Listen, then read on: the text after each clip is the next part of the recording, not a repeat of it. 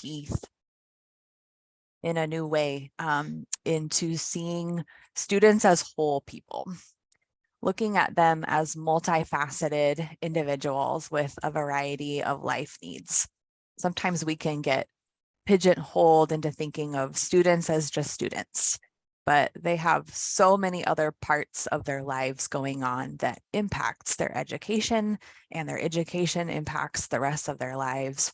And I wanted to start with just a quick quote here that says, distance learners are expected to plan their academic programs, set their study schedules, balance their studies with other responsibilities like work or family, communicate professionally in writing, find and use learning resources well, and read and synthesize efficiently. And this quote is from a study that I looked at that is purely looking at a distance learner context, and that is true of us here at LAPU as well. We have online learners that are completing their coursework asynchronously. You may have a different context or be on a campus where you have a face-to-face model.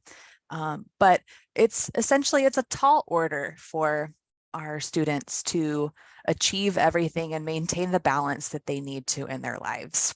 There's a lot of expectations that we are asking them to meet. And I'm sure, as we all have seen, that when one area of any student's life is suffering, it impacts their student success, that impacts their performance academically. If their health is not well, we see that show up in the classroom, right? So what we are looking at today is how we apply strategies and services through a holistic approach that helps every area of students' lives thrive to the best degree that we can, as this shows the most promising results in increasing our rates of success and reducing attrition. And as I end here, when I say holistic focus, it looks at applying care to every component of the human life, and just a list of things that includes. It's not exhaustive, but we have to be focused on how we provide academic support and technical support, administrative support, financial support, personal and relational support, maybe spiritual development, career development. The list goes on. If there's other things you would like to add to this list that you've learned about in your work, feel free to do that.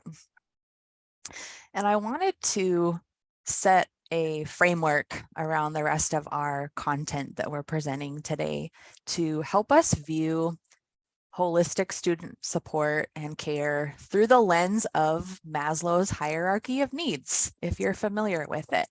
It's been around since the 1940s and is very popular material that looks at how we as human beings we're always growing into a place of reaching self-actualization where we achieve our full potential in life. And Maslow was so brilliant in identifying how we cannot reach that pinnacle of self-actualization without our basic needs being met first. Our physiological needs like air, food, water, shelter, sleep, as we see here. If we don't have those needs met, there's no way that we can be thinking about self-actualization. There's this tiered approach of scaffolding these different areas of our human lives being developed so that we can grow into that place. And it's very similar to the life cycle that we see with our students. And I'm presenting this morning. This idea, this adaptation that you see here in this image comes from a brilliant colleague of mine here at LAPU. Her name is Tara Lopez, so I'm giving her the credit for this. But we can translate holistic student care in the same way in looking at how we meet the basic physiological needs of our students first and establish that as absolutely secure so that we can build along the way to help them reach a place of true success and self-actualization. So we have learned in our experience that if students don't know how they're going to pay for their education, if they don't feel confident in the technology that they will need and how to use that, if they have questions about their pathway to graduation, it's really hard to have them think about connecting to their calling and their purpose, right? We have to establish these foundational levels of care and support, helping them move into achieving life balance and addressing academic readiness, helping them feel seen and known in the classroom, and eventually getting to a true destination of self-actualization.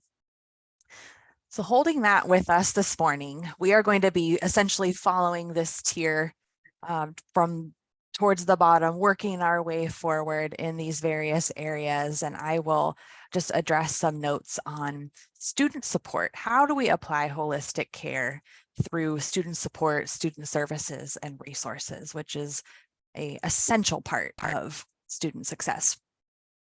There's so many things I could talk about on this topic. I'm sure you all could as well, but a few things that have really stood out to me that I wanted to highlight in our time is how we do advising in a holistic way. What does this look like? What have we learned here at LAPU? And I want to present this juxtaposition that someone coined recently, which is a transactional approach to advising, academic advising, and transformational advising. And in our decades of developing in higher education, our approach has primarily been transactional in our history, where the focus is limited to degree planning, getting students registered for classes, reactively responding to questions or needs when they come up, if they come up. But there's some real limitations that we have encountered through this approach. There's minimal student development in a transactional approach, and student needs often go unseen, unrecognized, unmet, and we lose our most at-risk students for this reason. Whereas if we look at a transformational advising approach, this is a proactive approach that is holistic, where we can invest in developing our students intentionally before problems arise. And this type of approach, to be transformational, it really extends beyond just mere advising and must incorporate things like coaching or mentoring. Different terms for that are used in different school environments these days, but applying more than just that transactional approach. And the benefits that can be seen through this type of approach is that we maximize our student development. Our student needs get addressed early, and we prevent ourselves from losing students, and we increase our student success. So how do we apply transformational advising? What does this include? What does it look like?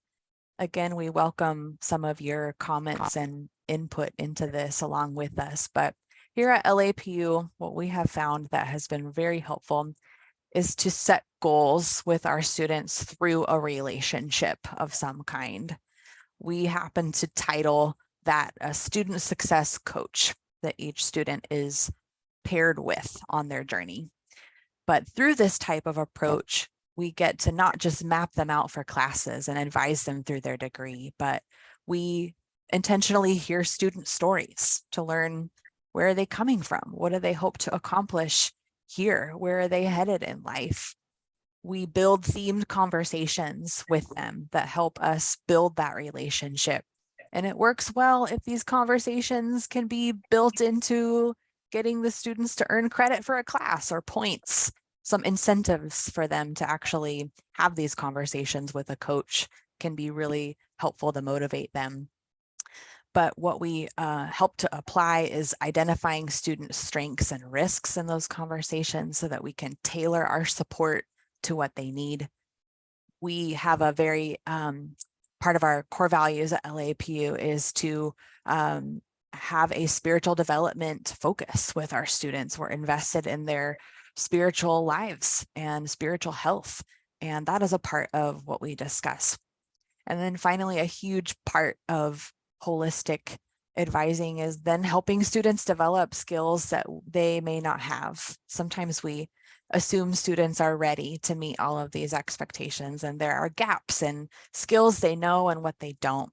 And that can include things like time management, coaching, helping them to know how to organize their lives so that they can plan to meet tasks and deadlines. Addressing study skills or reading, writing skills they may need, and orientation to all of the resources that they have available and how to use those resources. And so finally, this coach approach or transformational advising, it involves so many different components. It is a lot for one person to do in any role. So there definitely is a need in holistic student support to be able to refer students to additional resources that they might need. We may not be able to provide it all, but how can we help build a relationship with them and help point them to the things that we hear from their story that they may need? And there's a list here, but just to highlight a few: if they need mental health support or tutoring, access to academic help, career development, there's so many different places that we can encourage them to take advantage of all the help that is there for them. And in doing so, we help students learn this important life skill of how to advocate for themselves and take advantage of resources that they need. I am wrapping up my section here with a poll question for our audience here with us today. And I am very curious to find out, what type of advising approach does your school use? Is it primarily transactional? There's always some form of transactional going on. Or is it primarily transformational, or is it something different? So go ahead and select your answer. I also welcome you, if it is something different, please follow up with us in the chat and let us know what that is. We'd love to learn a little bit more about what that means for you. We'll give you all just a few more moments here to select your answer.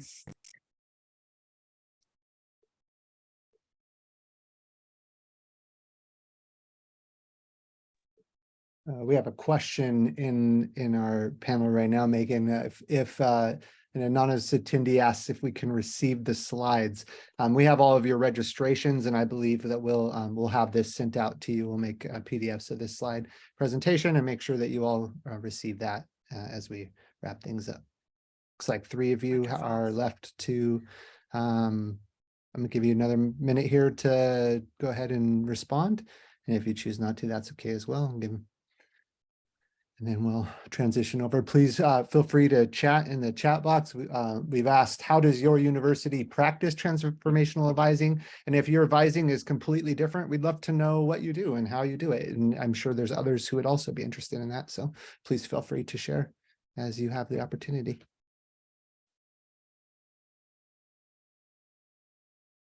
Okay, I'm gonna go ahead and post these results now. Great. All right, so it looks like we've got about 59% of our group today that has a primarily transactional focus to advising. So that's our majority.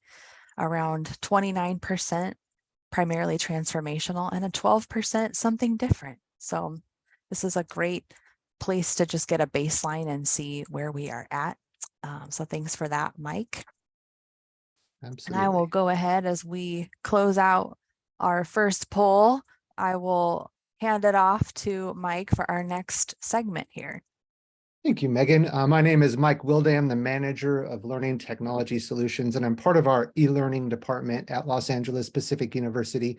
And we are primarily a non-traditional university in that we templatize a lot of our course design. And so we have a team of people who are very intentional in the course design process to make sure that we're caring for the student along the way.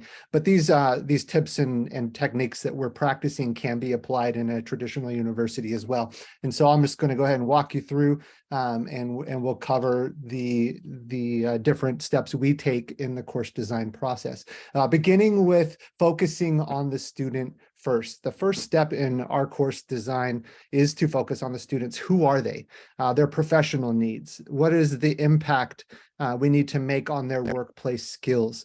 And we start with the very beginning of course design, answering these questions. We work with our assistant deans and our instructional designers, and we really dive into who is the student that we're reaching, who are the what are the different things that they need to face and know and skills they need to have as they invest in this course. And this beginning process really informs everything that comes after that, the CLOs and the mastery assignments, even the structure of the course.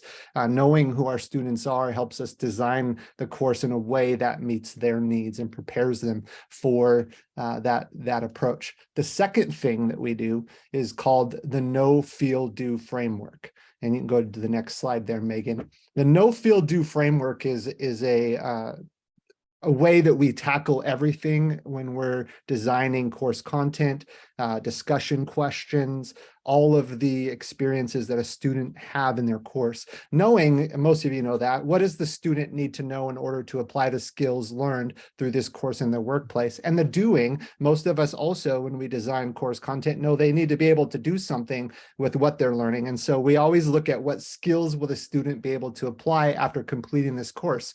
But the aspect of feel is not always thought about or considered when courses are being designed. And we really like to know, what will the students experience as they navigate this curriculum and learn these skills, and how will we spark passion for applying their learning?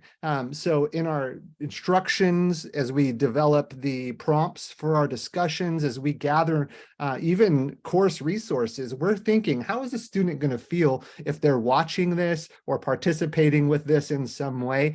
Because our goal is not just to disseminate knowledge, but to impart a desire to learn. And if the content doesn't feel good, or if the content doesn't bring a sense of accomplishment or an understanding of growth in some area or measure for the student, it may not be particularly useful to them. So we're caring for the student by looking at all three of these aspects when we design the content for the course.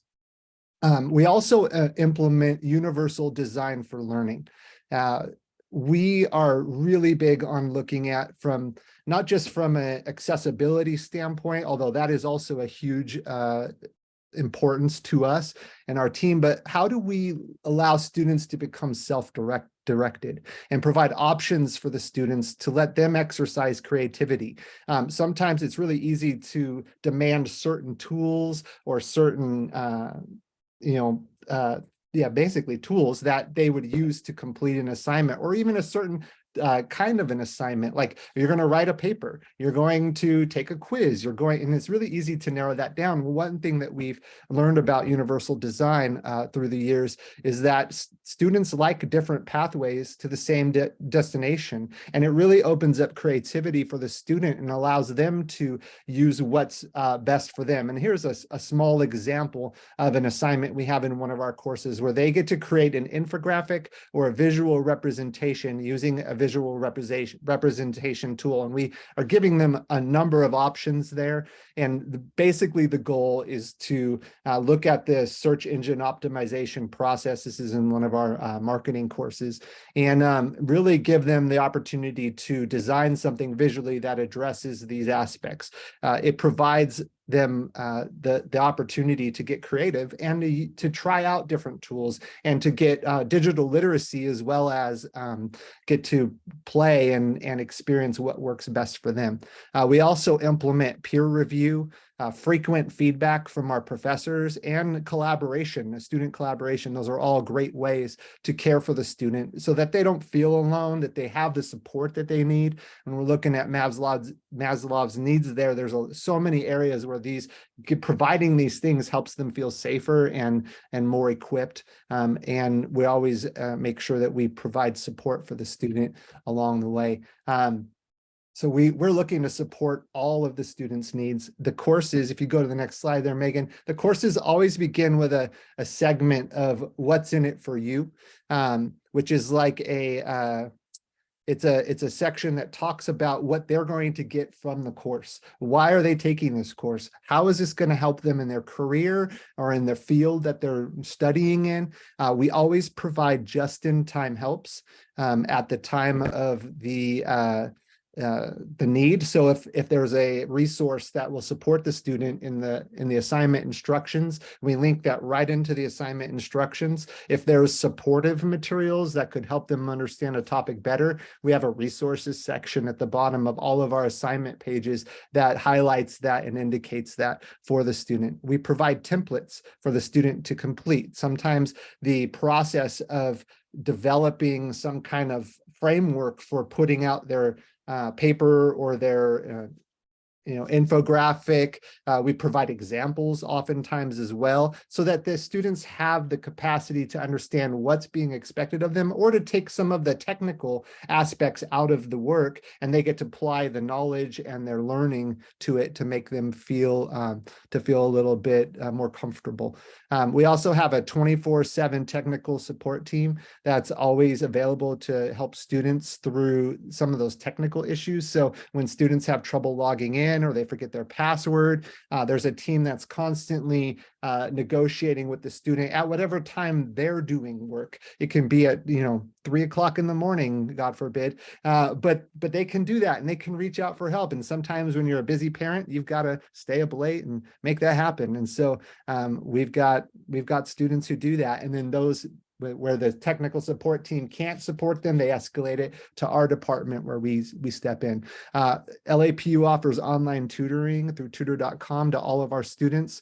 We've developed a writing resource hub, and we are constantly reviewing and looking at student feedback on our end of course surveys. So there's constantly a place where they can express their needs, where they're complaining about something that's been difficult for them in their course. We're looking to revise and constantly redesign and improve that experience for students.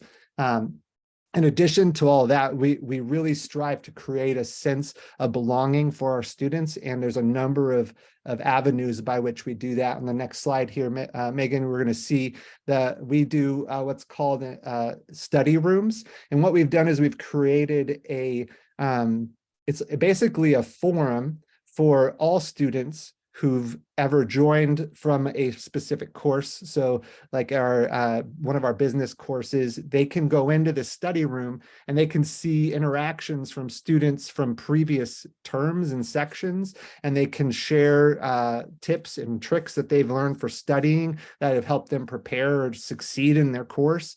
We also have a mobile app from a company called Ready Education. It's the MyLAPU app, and we have a student community there, and several of our employees are engaged with the student, watching, looking, responding to students' needs within that app. So you can get a lot of feedback from students in areas like that. We also have the Ask the Prof forum, which is a forum within our course where students can ask questions about assignments, but those questions are public so that the professor can answer. And sometimes, one or two students will speak up, but maybe 5 or 6 of them have those same questions, but they're not going to ask them because they're insecure. So we've created a safe place for those who do or want to ask to do that, and then others can see those answers. We also try to put our professors front and center because we're an online university.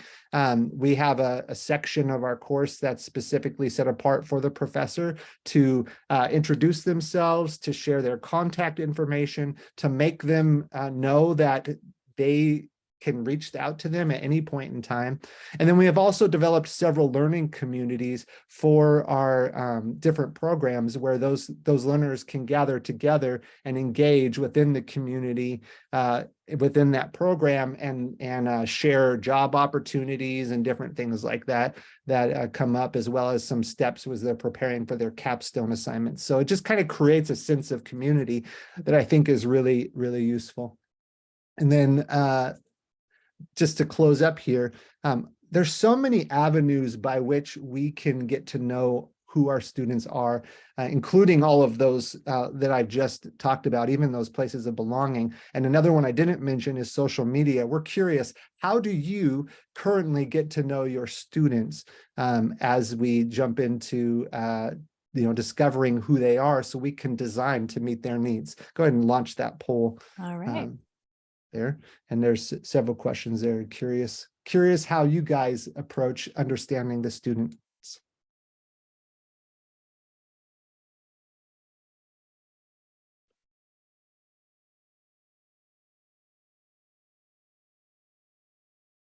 This is a multi-select question, so you can choose as many as you feel are, important. I'm interested to see where this lands.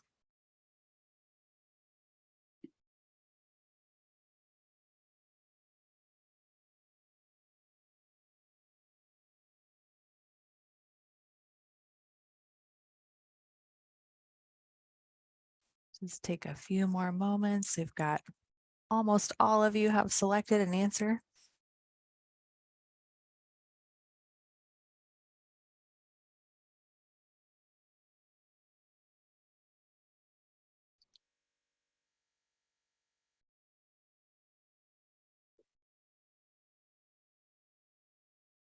Let's see. Okay. We got 17 out of 18. Let's see 17 here of what we've got. 18. Share our results.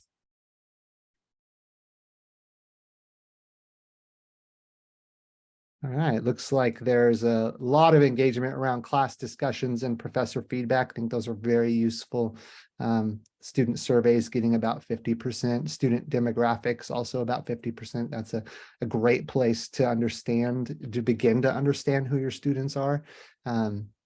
Yeah, mobile app. Now that's pretty low, but that has actually been in social media, not at all. Those are actually great places to see students' feelings and perceptions of the university or of their courses. Yeah, that's great. There's some other listed there. I'm curious what do you do, or what are you looking at that from? Are you that'd be interesting to see that in the chat if you could add those. Chat should be functional now. So thank you, Peggy. Please go ahead and respond if there's other ways that you get that. I'm sure everyone would love to know that. So thank you, guys. And I'm going to pass it off to Dr. Dana Reyes. Thank you so much. I'm really happy to be here. I will be speaking a little bit about the instructor's perspective on how to engage students holistically. You'll notice there is a lot of parallels from my colleagues about student engagement, how we see and work with our students and refer to resources.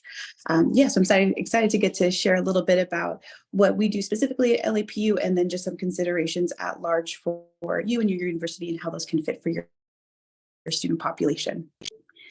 So first, as we've all discussed at this point, student engagement is incredibly important to understand how you need to shift your teaching to really meet all of the students' needs.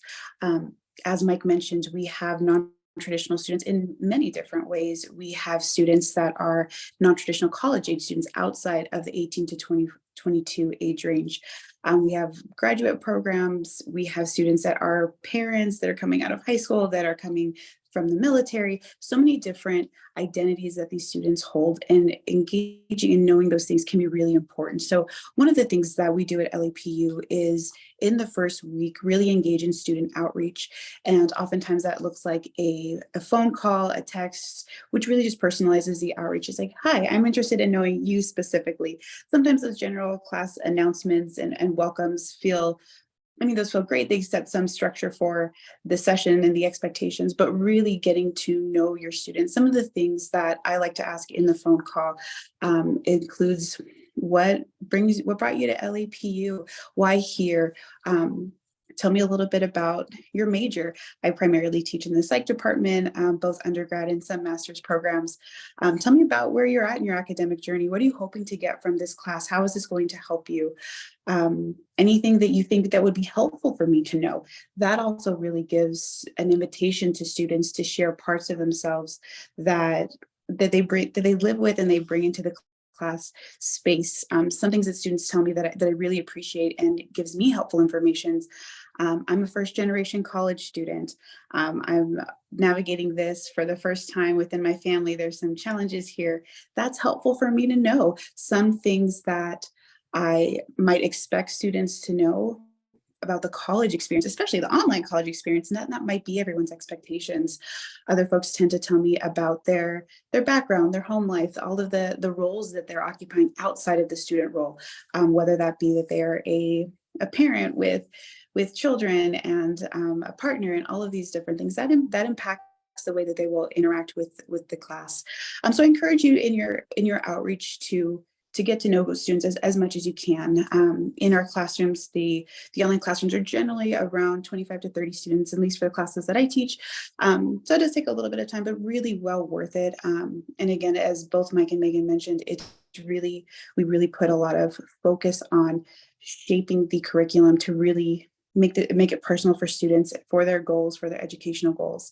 So knowing these things really helps.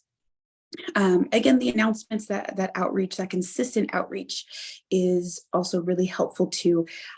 One of the things that I do in particular is I find that giving some feedback after each assignment is really helpful in an announcement format, identifying some themes that I notice, whether that's I noticed that most of the paper has really touched on all of these requirements. Excellent work, keep going. You all are doing great. Or if there's just an announcement about some plagiarism scores, like, hey, let's talk about this as a group. How can we all learn from each other? This community learning is also really important too. One of the things that I also like to, how I engage students is being clear on the expectations for the course right off the bat.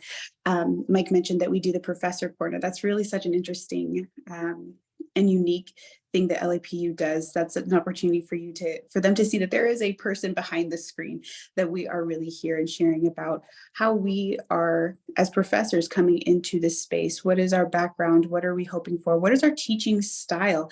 Does that work for you all? Are you all audio learners? Are you visual learners? That's also helpful information for us too. So again, the care piece and the student engagement, if we think back to Maslow's hierarchy, we're going to be referencing that a lot today. This really kind of speaks to the safety needs. Students are feeling seen. They are feeling that I am important in this space. I belong here. There are resources and places for me to go, not only for my student identity, but for other parts of me. And those parts are really welcomed, and we want to know about those things. Lastly, just to be mindful of, as you're engaging your students, thinking about, as you're asking these things, all of these different identities, whether it's racial, ethnic background, gender, nation of origin, religion, all of these different things, they aren't standing alone. They really intersect to color the students' experiences, how they're going to be understanding, bringing in their worldview to the discussions in their research. And really thinking about that, how you are wanting to incorporate that into your classroom. All right, and we can shift. One of the other things, this is also speaking to the safety needs, and now this is specifically to psychological safety. How do we create that in the classroom? So I'll maybe share a little bit about what that means. Psychological safety, especially in the online format for us at LAPU, we engage in a lot of discussions. I really think that is such an opportunity for professors to engage and give live feedback and to share and give. Thank you for bringing in that perspective. If it feels comfortable, tell me a little bit about what that's informed by. Tell me about your family background. What about this are you bringing into this space?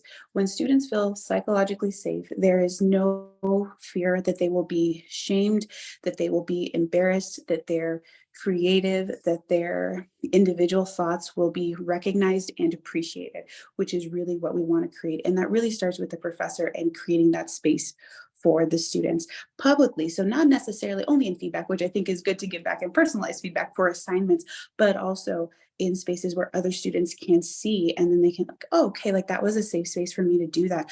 Maybe I can share it this way, or maybe I can share my perspective, because it is a little bit different. That is what we want. We want students to feel that their unique ideas and their perspectives are wanted. Similar to what my colleagues have also mentioned too, it is so important for us and really demonstrates our values that we do want this material to be personal to you. It is much more important for us to know that you are really grasping this, applying to your life, your worldview, your career, than just kind of spitting back information that you think you want your professors to hear. So that's why we really focus on the engagement. Doing that again by setting these clear expectations for the class. And this can be through your announcements, through your outreach. Please share your perspective. I'd love to hear what you think, what your family thinks, what this is about, how this is formed with you. One of the other things that I really strongly encourage students to do, kind of paired with that piece, is what does research say about that? Let's dive into diverse research about how do people see this differently? Does this vary by culture, by community, by age?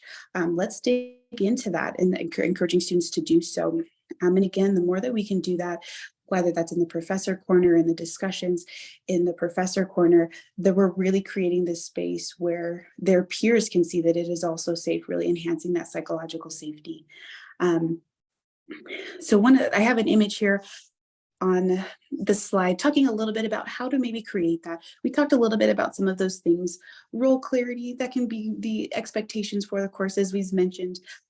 Peer support, really creating this space for students to feel comfortable, that their peers won't be critical of them, that they won't be negative. Interdependence, really feeling confident in looking into different research that might not, like, the reading might be focused on this, like, but I'm actually wonder how this connects. Yeah, have some flexibility in that, be open to that and see what that can come up for you. And then the positive, the leader relations. Again, that's where you as a professor can really be a model and a mirror for all of these things for your students. And then that really creates a sense of safety. It can really increase their interest in the field. I find I teach in the psychology department, as I mentioned. It is fascinating to see when the course material can really be personalized to their experiences, their lives. They feel represented in the research, in the course discussions, and feel validated. That's hugely transformational, which is exactly what we want. So, all right. And if we switch sides, now we're going to talk, if we move up on Maslow's hierarchy of needs, just really having students feeling a sense of care and us demonstrating our genuine love for the student and what we're doing. And that's really informed by institutional values. And in here at LEPU, the core organizational values that we have, exemplary, being perform, giving, thorough, up-to-date research, being examples of how we are working through God. And that can be through our actions. And again, like, we have students from many different backgrounds, not all are religious, but how are we really embodying some of these values that we hold in these positions? When I think of caring, I think of how are we caring holistically, again, for our students? How are we holding their academics in mind with their spiritual development, and taking, again, all of these points of identities that they hold? If they need some writing support, that's fine. Let's normalize that. Let's talk about that. If that hasn't been a strong suit of yours for whatever reason, and maybe we can even talk about that too. We have some resources available. And I think part of the caring, it really feels solid here at LEPU, is because we have the resources, and we really work to make them accessible for our students, whether that's via the mobile app, the different ways that students can connect to other peers, get feedback, learn how to succeed in past courses, connecting with us, professors personally. These things really demonstrate a deep care that we have for our students. And again, the learning, how do we bring very unique, diverse perspectives that are research informed into the space where we can engage in discussion and the learning be an active process, not necessarily a passive engagement that we're doing independently and just posting publicly. How can we really engage in community with each other to increase learning? Which is a really special process. So those are some of the things that I think really kind of foster this sense of care and belonging for our students. And lastly, what I'll mention, just a general considerations for all professors. Discussing the difference between equality and equity. I have an image here that I'd like to just take a moment to describe, and then we'll talk through it a little bit.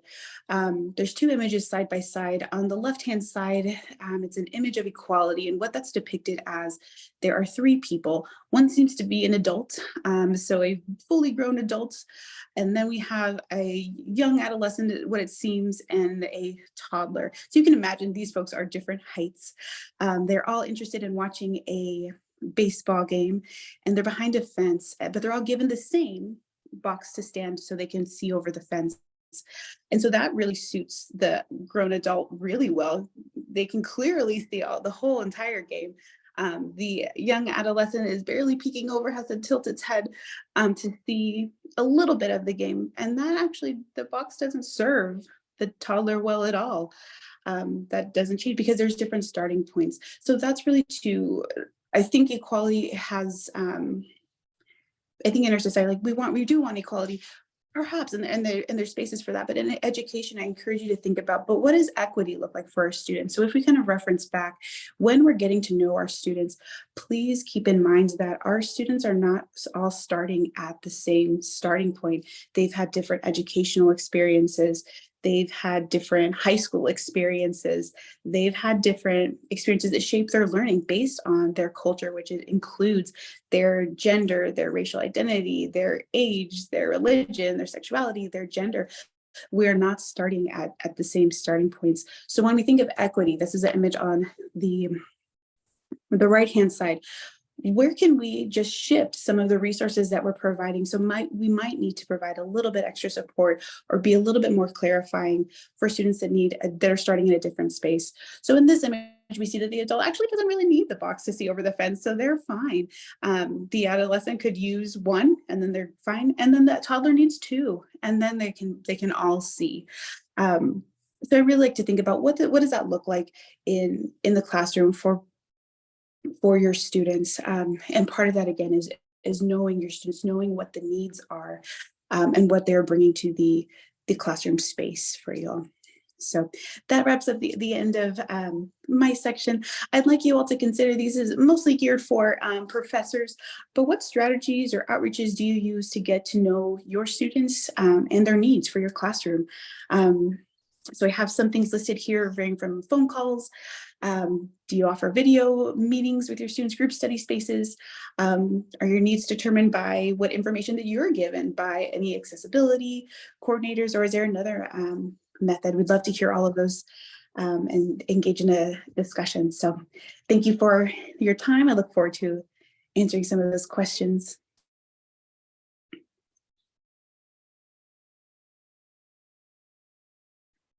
While we're waiting for those answers to come in, somebody shared about SUNY's mindset GPS, and I'm going to share a link in the chat here to that. There's to some information and resources regarding that. Looks like a really great resource, positioning people around growth mindset, purpose and relevance, and a sense of belonging, which are all things I think we've talked about here today. And then we do have a few questions we'll get to in just a moment. And if you have other questions for any of the three of us, please feel free to go ahead and put those in the Q&A pod, and we'll get to them in just a moment. All right, I'm going to go ahead and end this poll here and give you just a few more seconds. Looks like about 14 of 18 have responded. Not to call you out, but give it just a second. 5, 4, 3, 2, 1. Here we go. I'm going to share out those results. Dana, go ahead and. Great. So it looks like we have about 50% of you all that engage in phone calls, a little bit less than 60% in video meetings, some offering group studying spaces, a smaller percentage checking in with accessibility coordinators, and a lot of you all answered other. I'm excited to hear what other means. Yeah, thank you all for engaging with that.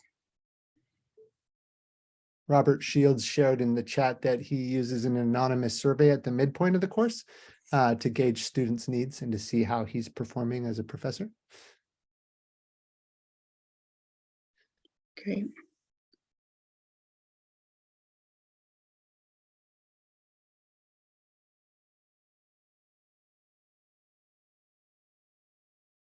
Okay. Awesome. I'm going to go ahead and close this, stop sharing, and we'll get to some questions. Dana, you have a couple since you just finished. I'm going to go ahead and they're in the chat right now. Okay. Uh, George Vicari says, in your graphic on equity, you show the removal of a resource away from one person and given to another. You then ask, how can this look in the classroom? Are you suggesting that we take a resource from one student to give to another? Please explain. Sure. No, I'm not necessarily. I think what I'm hoping is that we consider where we are putting our resources. If there's just students that might not just need that because they are, so for an example, I use the first generation college experience pretty often. If we have the assumption that this is how you engage in college, this is how you buy your textbook, this is how you navigate financial aid, this is, I mean, there's so many things that go in this, the process of being in higher education. If we just assume that everyone knows that, then we might be we might be missing something. So I'm encouraging instructors to be considerate, and we might just need to give more attention to different student populations. So that just might be engaging in a conversation of how to navigate financial aid, how to reach out to professors when there is a need. So that might be like the two examples that might be exemplified by the boxes. So no, not necessarily taking away resources from students, but just you might just need to give different resources and allocate them differently to students with different needs. Yeah, recognizing the needs and then adding the support where necessary. I don't think those images were necessarily in comparison, like this is how you do it one way and then you take it away from the other, but it's about, they all start on the ground, but then some students need one box, some may need two to get to that same level to see over the fence. So appreciate that. Thank you. Yeah.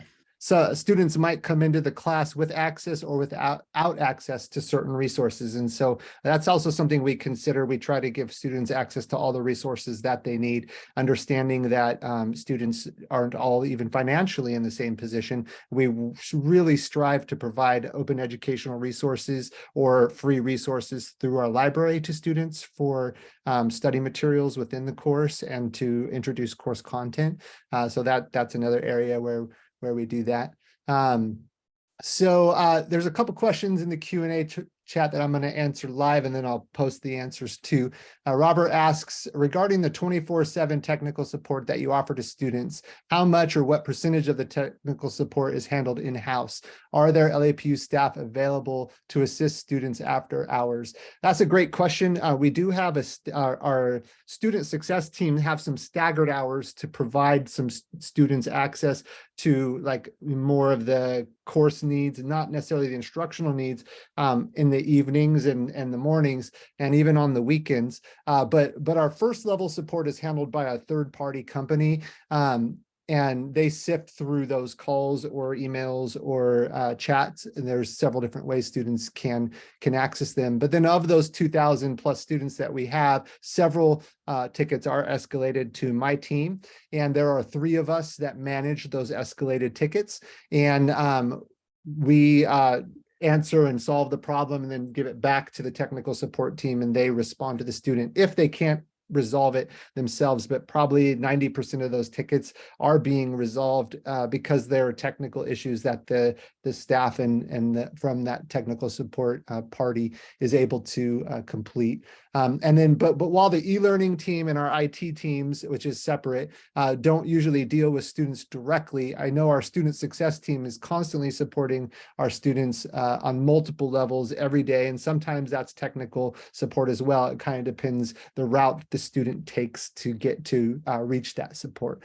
So Megan, do you have anything you want to add to that about that for the? Yeah, I'll chime in a little bit. Our coaches do a lot with students, but I'm thinking about the benefit of being able to offer the phone calls, the video meetings, the texting platforms, some of the things where it's easy for us to be able to share screenshots with students or get on a meeting and share screens so that we can help students navigate through how to log into something or how to activate a resource. Not all students have fluidity and how to do those things, and they're learning them for the first time. So having support staff that is available during business hours for at least a light level of support using the technology that we have, you really can help students learn a lot teach them in a system to learn how to do something once, and then they get it and are able to do it on their own. Yeah, that's great. Robert Shields asks, regarding student phone calls, does your institution, and Dana, you can answer this, but I think I can answer it too as the technical manager of our learning management system. Does your institution make the student phone numbers available to faculty, or do the faculty ask the students for their phone numbers? On a first level basis, what we've decided to do is to integrate within our different systems where we're tracking student information. Students are allowed to submit a preferred phone number to, I think that comes through our student success team as they converse with the student and they identify what's the best way to reach you. And so that preferred phone number we're taking out of our student information system and putting it into our LMS. And so directly in the class, as a professor engages in the class, they see a list of their class participants and those phone numbers are there. I can't speak to the accuracy of those numbers, and Dana, maybe you can discuss with how are those numbers, are they reaching the students? I think they're pretty good and current, but there may be possibilities that is just out of date information, but go ahead and share about that if you have a moment. Sure. On my end, I do see the students' phone numbers. For the most part, they are working numbers. If I don't get a hold of them, I'm able to leave a voicemail. Sometimes I'll follow up with email, and we'll find a scheduled time to talk. But yes, I have access to those phone numbers. Yep. And so we've decided as a team, we worked with a developer to integrate that directly into our LMS. And that's constantly, when it's updated in the system, it gets updated right in our LMS. So they always have real quick, easy access to contact information. That includes email and phone numbers. And Yvonne Ho asks, sometimes, she mentions that sometimes only one phone number is not working out of 25 students. So there are occasions where they don't come in. Yvonne asks, how are you doing emails? Now, Yvonne, I don't know if that question is related to any one of us. Are you talking about emails from the professor to the student?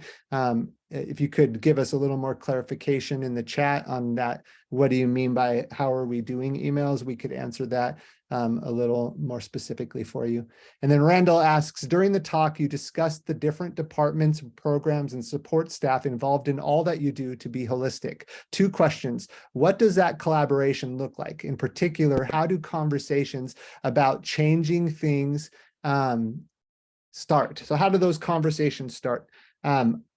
That's a very good question. And I can speak to several different ways where we've, as an e-learning department, because we're the developers of the content, we are constantly looking for information and feedback. I think changes start when somebody raises an issue in many cases. So we'll get a number of tickets around a certain course or a certain issue that students are having. And those would come from the student or from a professor. We also have a faculty support system that's directly to us that students don't have. And so they'll get immediate support from us, but they can also use the 24/7 support for out of hours as well. So we look at those tickets, we're constantly iterating. If there's something significantly that seems to be a major issue, we'll bring in the assistant dean, and the assistant dean will contact the professor, and then we'll start conversations around there. But we also know that our success coaches have constantly getting feedback from students on things. And so as a team, we've been proactive in reaching out to them and providing opportunities for them to submit a form that where they're seeing constant struggles from students. They're able to share requests from their department on how we can innovate and redesign courses. And in cases where it doesn't require changes to the rubrics or the curricular structure of a course, we make those changes because we can recognize those the needs of the students and do that, and we have the liberty to do that. But in cases where it requires like curriculum adjustments, we immediately share those right to the assistant dean and give them the opportunity to make those revisions.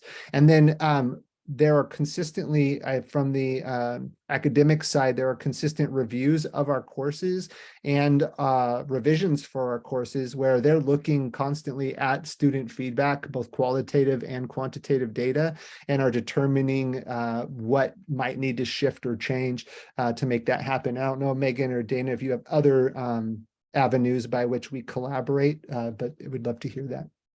I can share something real quickly, as I know we're almost out of time, but forming a committee where you actually set up a table and you bring in everybody who can represent every perspective and start having conversations. What data do we have available? What feedback loops have we created to get to know our students, qualitative or quantitative feedback, and where can we move the needle to work together more? That's great. That's great feedback. Randall also asked, for institutions with smaller staff size that perhaps lack larger institutional buy-in, how can an individual program or department get a conversation started? And did you experience that at all? From our standpoint, we're a team of, our e-learning team is only 14 people, but we obviously have to collaborate with other academics and assistant deans and subject matter experts to address some of these situations. And then we have to work with student success. And, it starts with building community. And I think that, like what Megan just suggested, Randall, is a great suggestion, forming a committee within your department, and then bringing in some outside people to help speak into that. Always get outside voices, both outside from your department, but also outside from your university. Get feedback on what you're doing and how you're doing it, and just look for opportunities to